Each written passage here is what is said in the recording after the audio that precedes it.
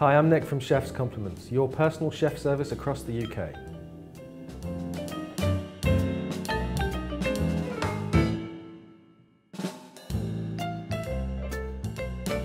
I'm going to show you how to make fresh tomato salsa.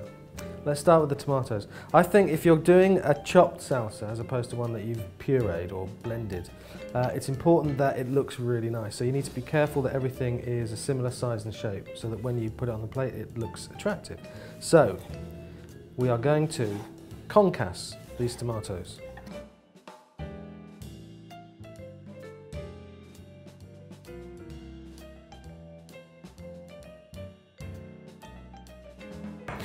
So having chopped your tomatoes nice and uniformly, beautifully, you move on to your red onion.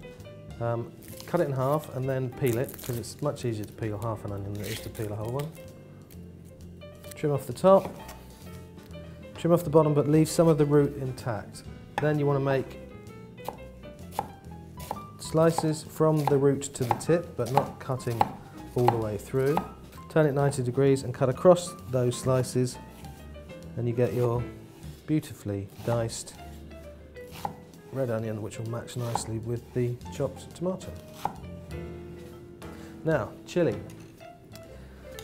The thing with chilies is that chances are you're not going to know how hot the chili is before you use it, and there's only one way to remedy that, and that is by tasting it.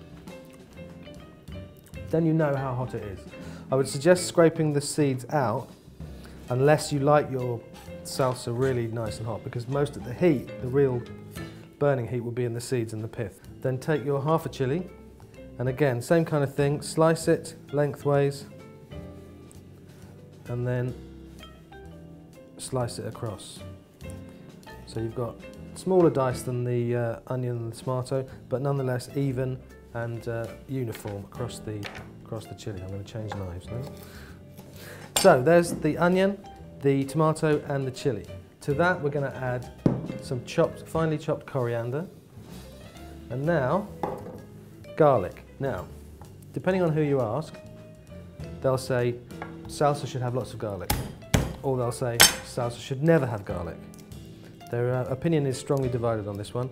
I like garlic, so I'm going to put garlic in. For this, I would suggest that you really finely chop, almost turn the garlic into a paste. So you peel it, mash it with your knife like that, and then chop it as finely as possible. Now, that's pretty much it for ingredients, with the exception of what remains is really seasoning, okay? So what you want to do is some salt, which really helps bring out the flavour, especially of the tomato, and it also helps with the coriander too. Some pepper, and then some sugar. It's always a good idea with tomato is to add some sugar, because it just helps balance the acidity, and also it kind of softens and broadens out those quite sharp flavours that you've got in there.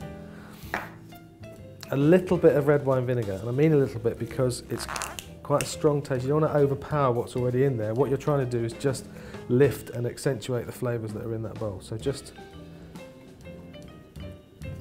a little sprinkle like that. And finally, and again this I would say is an optional ingredient too, some extra virgin olive oil.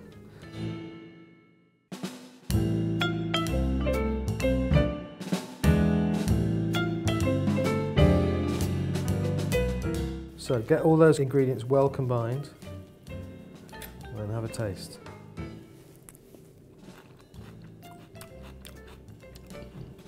Excellent. You can really taste all the individual ingredients, but together they make something really, really powerful and delicious.